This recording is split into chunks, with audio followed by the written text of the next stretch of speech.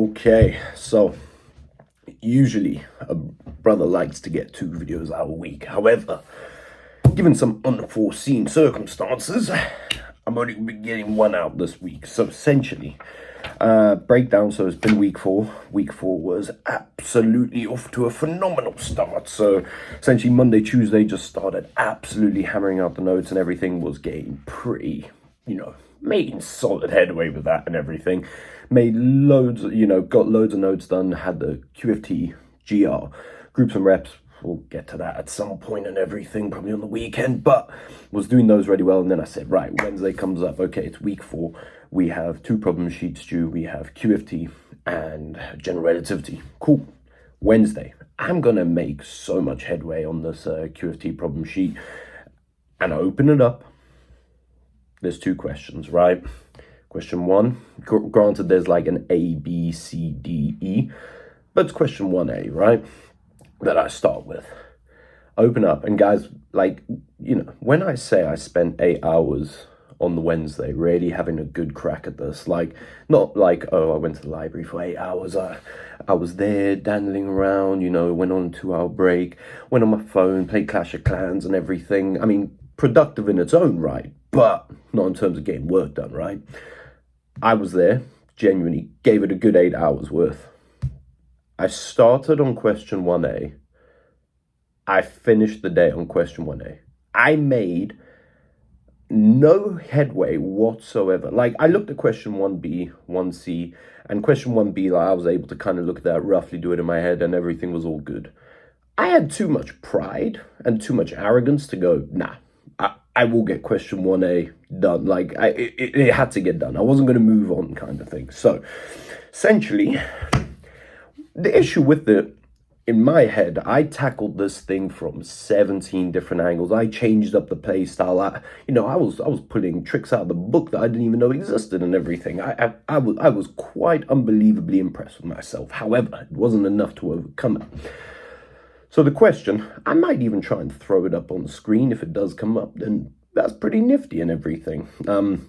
But if it doesn't, that is just once again down to the editing skills. So basically, in the question, you are given 3-dimensional space and everything, like a 3-dimensional integral. Cool. Then he says, switch to polar coordinates. Okay. For people that don't quite know what that is, I have a little demonstration, because I want everyone to understand what's going on. So, essentially, in normal XY plane, you can just model any point. Let's pick this one with its X coordinate and its Y coordinate, right? Polar coordinates allow you to do this thing.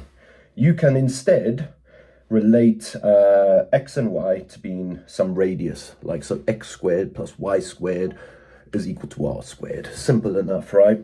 And then you just say how much around we go, and that's your theta, your little angle, right? So you can go from 0 all the way around to 2 pi, and you can roughly see, you can describe every single point in space with that, right? The issue is, if I have a 3-dimensional integral, and you tell me to switch to polar, this is 2-dimensional, right? So a brother thought, okay, this uni, maybe they're trying to test you. Maybe they're trying to see, do you know something that you didn't quite think before? So I'm there thinking, right, maybe just because, maybe if I switch to polar, I chuck the polar axis along this X direction or whatever or along my R vector, don't worry about all the intricacies. But essentially, maybe a brother can just cut down 1 dimension of space and goddamn time. And I'm there thinking, playing around going, yeah, maybe there's some unique frame of reference. I'm trying to sound way, way, way smarter than what I really am and everything. I'm like, nah, this is what they want. Polar, it has to be 2D. So I'm playing around with this. I spent, I'd say a good 4 or 5 of those hours really trying to do this whole polar thing and everything. And it just would not come to fruition. No matter what I tried, it did not work. So then, funny enough, I saw my mate the next day and everything, and basically he was just like, oh yeah, it's not that bad. And I was like, do you mean it's not that bad? I spent the entire day trying to do it, couldn't do it. And he just shows me what he did and everything, and basically, you need it spherical. So I'm not going to draw that up, but imagine spherical is just polar, but then you have an extra, you have your Z direction, and it's just the angle telling you how far down you are from the Z. Like, so it's meant to be 3D, right? Why did he not just put it in the question? So, I mean, I understand I'm ranting, but I've done it to enough people, but I'll just do it one more time and everything to fully get out the system. So that question kind of set me back a little bit this week. However, we're back on track. Problem sheet is basically done. I mean, there's like little question 1D, 1E, where essentially it's like using the special Bessel functions. Like, bro, I couldn't care less about Bessel's function. It's like not part of the course. I'm not going to try and do it. I don't care about going that above and beyond in that regard.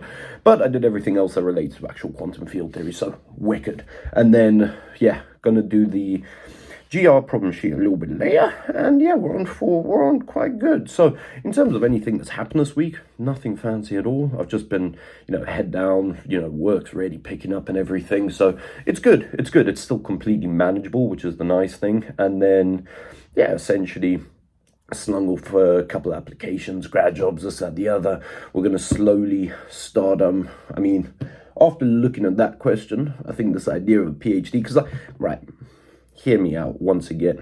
If I got that annoyed after doing 8 hours of a question that has been very, very thoroughly well researched, right?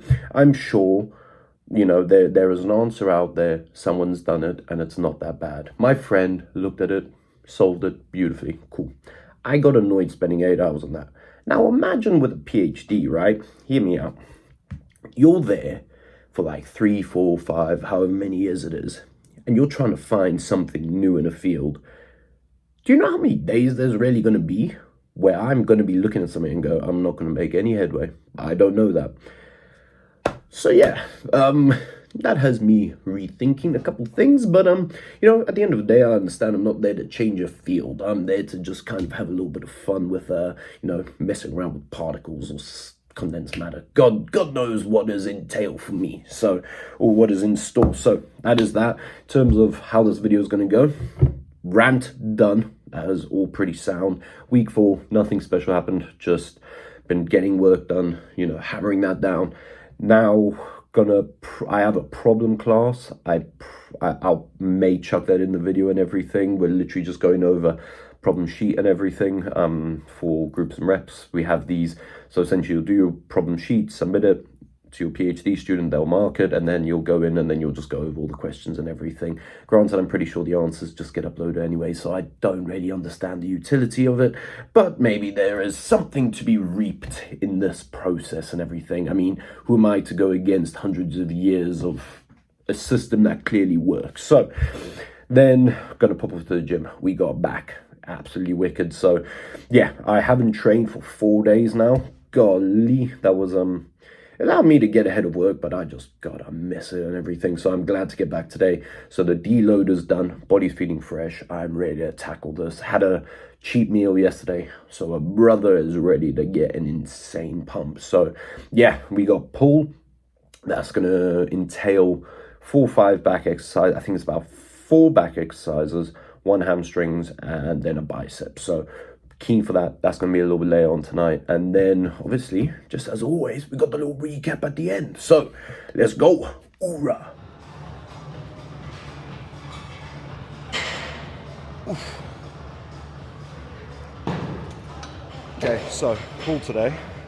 Starting off with, what's it? I don't even know what they call, like Yates rows or something. I'm meant to do like row pullover, but essentially, like, this is just as good, if not better. I mean, I've never used this machine until I came here, and I absolutely love it. So, I mean, this is how Dorian Yates saw every back then. I mean, if Dorian Yates is doing it, like, maybe it's not science, but if the guy is bigger than you, they know more than you. That's basically gym bro science and everything. So, yeah, gonna do that first set.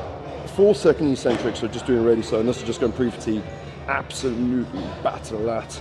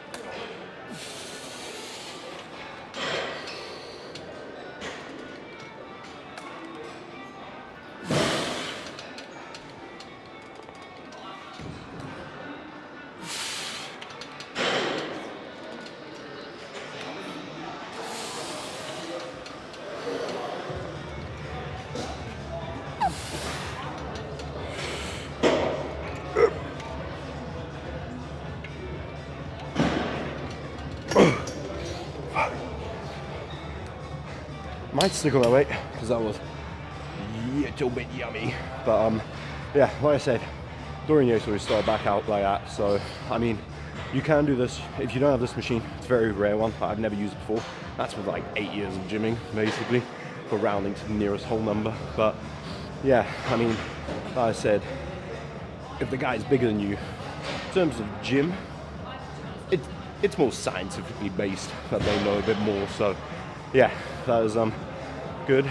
Essentially, this back workout, I am just trying to hammer the lats. So I'm just trying to build up width, like when you look towards like the lower back and everything, trying to build up like that little bit of thickness down there and everything. And then we'll have some exercise where we try and focus on putting up the thickness in the back. And essentially, the only way to work between the two is keeping your elbows in, you're gonna get more lat. Keeping the elbows up, you're gonna get more thickness. Simple as that. So I'll probably just skip to the next exercise and everything, and we will continue through there.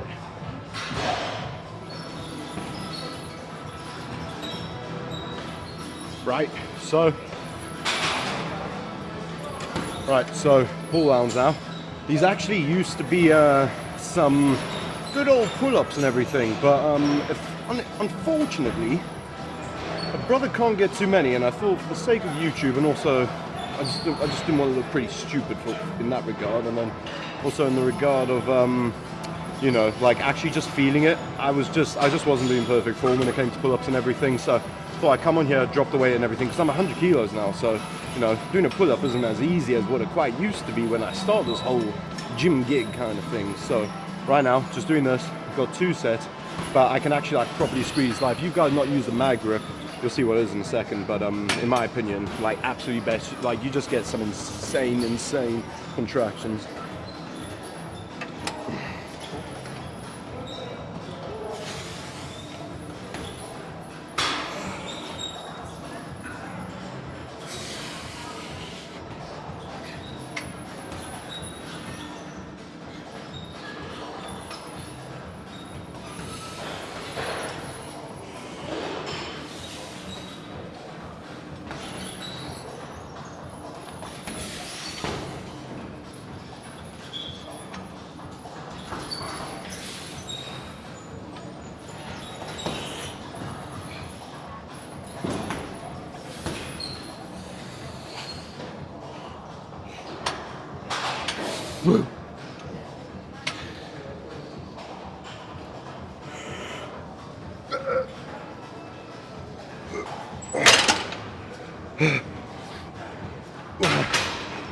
So like, my philosophy when it comes to, when I do a deload, when I come back, the weight I'm doing, I don't really care exactly too much how much weight I was lifting for, because it tends to be like over the course of 6, 7, 8, however many weeks it is until you have a deload and everything, what you start to notice is that your form does deteriorate ever so slightly. So what I do, so let's say my form starts at 10 beginning of week 1, and then it drops back down to like an 8 or something. When I do the deload, I just go back to having a 10 form so that I can slowly build up and actually put on more quality muscle and more strength. I've noticed that when I drop the weight and do perfect form, my strength goes up way more where I'm just trying to swing weight around and everything. So for people that are not progressing, 1, have a deload, 2, drop the ego and everything. But I mean, don't get me wrong, now and then shift some steel, you know. But in terms of what I'm doing for the next few weeks at least, is I'm just, golly, I'm still fucking out that set, but I'm just trying to crisp perfect form. And you know, when it comes to things getting heavier and everything, then I'll kind of start swinging around a little bit more, but never let form really go below an 8. I mean, that's kind of the way I look at it. At least 80% on an exam, that's pretty exceptional. Anything less than that, you kind of start going, could have been a bit better. So yeah, nature of the beast. But do 1 more set here, and then actually I think it might be 2, but we'll sort it out. I know what people are already thinking, why is he doing hamstring curls when it's a pull day today? And go for it, bro. Yeah, no stress, man. But basically, so I chuck hamstrings in on my pull days and everything because it's to make up for these chicken legs, right? Like, my legs are so underdeveloped right now. It's kind of like, imagine you go KFC and you ask for like a whole banquet of the chicken legs and everything. You know, when you want to get the big ones, that's actually on the chicken, and you end up getting like little popcorn pieces and everything. So little spicy wings and everything. That's kind of what I'm operating with. So essentially, I chuck a little bit of extra hamstrings in to make up for, just to get more volume in throughout the week and everything. So I do 2 sets. This is meant to be like a stiff-legged deadlift and everything, but my lower back kind of plays up and everything a little bit lately. So this is just a good alternative. I would rather do this right now. And when this gets a bit too heavy, then I'll move over to like a seated kind of thing. But I mean, on my leg days, I do seated. On these days, I'll do just a lying down one. Both have their benefits. You're not really going to notice a huge difference, but me, I'm just preferring this one at the moment, so we'll get that.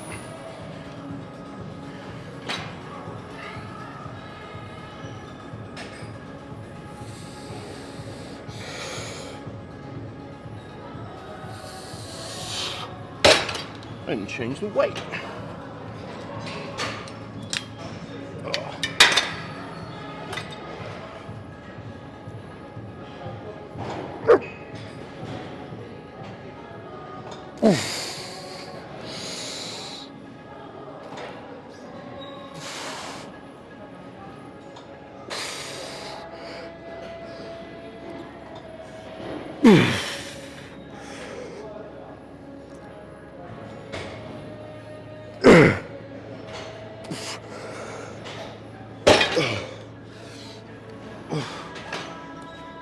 Yeah, we'll end up doing 2 more sets of that, and then we'll move it back over to a little more relaxed. So we kind of done like majority of lat stuff, so putting it in with our elbows close. The rest of it's just going to be kind of rowing, building up that thickness, because who doesn't want a big butty back? So yeah, that's the plan. Okay, like I said, essentially, when it comes to doing back, you row, elbows tight, you're going to hit your lats. What we're doing now, try and get a little bit more of that thickness. So what I'm going to be doing is I'm going to be rowing with my elbows kind of like parallel to the ground. So arms should be like parallel to the ground at all times. So keeping it horizontal along the x-axis or the xy plane, whichever one you want to do if you're working in 3D. So yeah, going to do that. Basically going a bit more heavier with this. I think it's like 2 sets, first one 5 to 7, but once again, just keeping the form. Don't swing it. So, take it easy.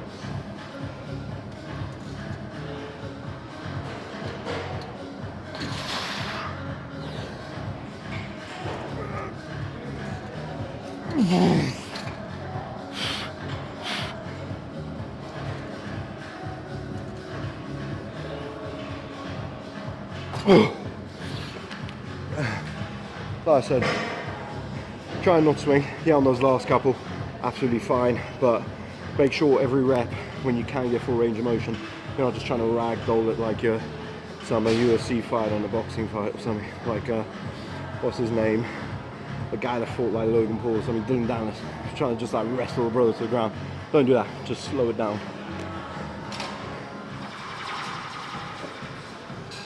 Right, so last back exercise, and then we got one thing to just tickle the biceps at the end and everything. So essentially, usually I do like kind of like seated low row and everything, so I'm kind of rowing, elbows kind of tucked in again and everything. I'll tend to do a drop set. There's this one machine I really like, just double drop set that absolutely just slaughter my back and everything, like a little bit of back destruction kind of. Okay, I mean, I don't really want to say that, but essentially, like just ruin yourself from the rear. I know, once again, very suspect move like that. But yeah, so gonna do some bent over barbell rows. I'm not going too heavy. Just got 2 plates, 2 biscuits, because I just don't want my lower back to kind of twinge, because it is like that sensitive sometimes, or at least it has been in the past. So just gonna play a little bit easy. And once again, I'm just not going to try and swing the weight. I want my back to do the contraction. I want my lower back erectors kind of swinging this up for me and everything. Like I said, no ragdolling. Same for the bedroom.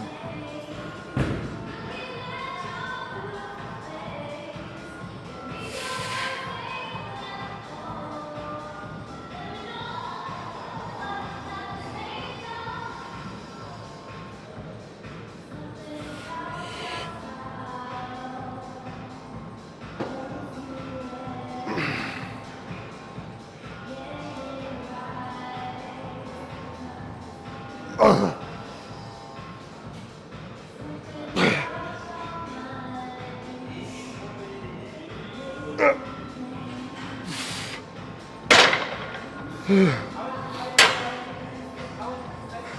the most jarring thing. I have to like take 4 steps back because this side over here is like let's call it normal length. This side over there is like twice the length. So like I just couldn't be asked to change it, just got tired. I also didn't even see any that were nearby, so I wasn't going on a scouting mission. I was not becoming no Dora the Explorer at 10 o'clock at night. So essentially got one more set of this and then got a lower biceps.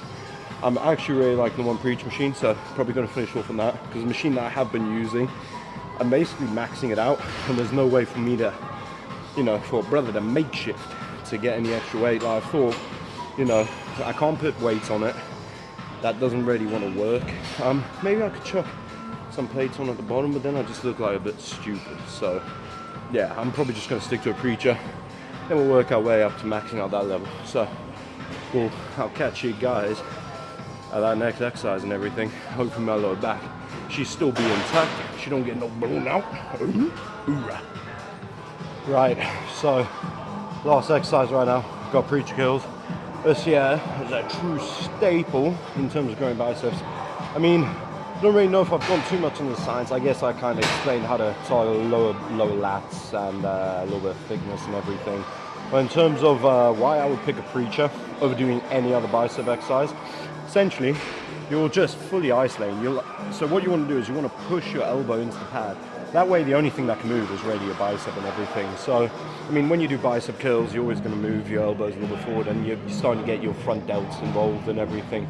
Same like hammer curls, just anything standing ready with dumbbells or free weights. I would prefer to do a preacher curl. I mean, you could do a preacher curl where you actually have like a barbell or something. But as long as you're bracing it against this, like, yeah, you're going to get a little bit more of your bicep work and everything. And, you know, that's the name of the game in bodybuilding. You want to really isolate it and everything. I mean, functionally, you can do fuck all. But in terms of, you know, putting on a little bit of mass, that's why we're here. So, yeah, gonna do this. Got 3 sets. And, yeah, just going to absolutely fry these.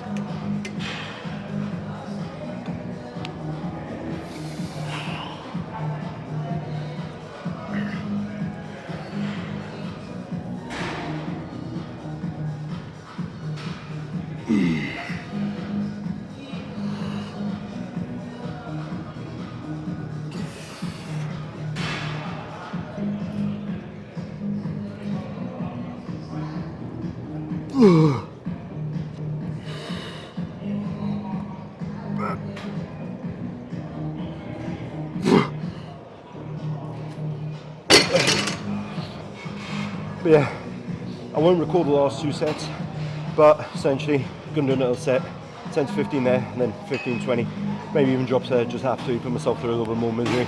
I mean, because if the degree isn't fucking me enough, why not come to the gym and absolutely just, you know, throw yourself over the edge and everything. So that's all good, and then we'll get to a little recap in a minute.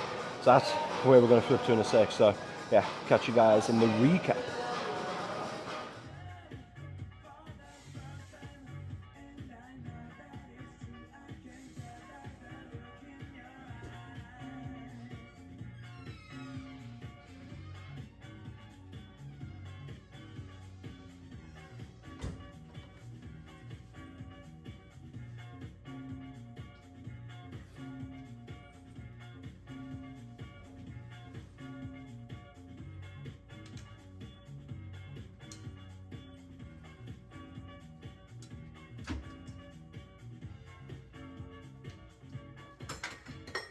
Rightio, I am absolutely shattered. It's not even the same day that I did the pool day. This is just a different one. Basically, I got back. I had 2 meals I needed to get down. It was like 11 o'clock. I'm trying to get to bed around at 12 o'clock most nights and everything. However, brother's ill now, a little bit slow. But yeah, essentially, I got back, try to get the meals down and everything, absolutely fine, but just ended up changing my house and everything, so I didn't even record the recap until today. So recap done now. Not gonna go on and ramble on for too long about it and everything. did pull, that is standard pull day. Do it every Friday of every week and everything when I'm not deloading. But yeah, so that is that. I think I kind of went a bit more into the science of how I do most of the exercises, why I do them, and how I kind of go about that type of stuff. In terms of rep ranges, that's something I can get into another time and everything. But yeah, right now, I'm just seeing how it goes and everything. I got a little bit of revision to do. It is Saturday, so that is the plan. And yeah, we'll see how it goes. But I mean, like I said, I like to get 2 videos out a week. However, term is picking up. So if brother's only getting out 1, you know what, I'll try and make it a good one and everything. And it will just probably end up being gym. So that is the game. Essentially, we have done pull, we've done push, and we've done upper twice. So now it's legs. So that'll be the next one. I will get that out next week. And yeah, and then we'll just start, you know, repeating the workouts and everything. But we'll change up maybe an exercise or a little bit different tempo on the rep ranges, or, you know, maybe it'll just be the exact same thing, which is probably what it should be and will be. But, you know, I'll go into more details and everything, and there'll always be something I'll just end up chatting about. So, yeah, that is that. That is the recap to this video. I don't want to ramble on for too long because the video is a little bit long anyway. But, yeah, that is that. And, yeah, that's week 4 done, basically. So, next week, I hear that I have a problem sheet that is, yeah, apparently every year people get absolutely shafted by this one. So, do I look forward to it? No, not really, but gonna have to get it done anyway. So game's the game, we know what we signed up for. So I'm gonna start getting to revision everything, but I hope everyone enjoyed. So yeah, hoorah.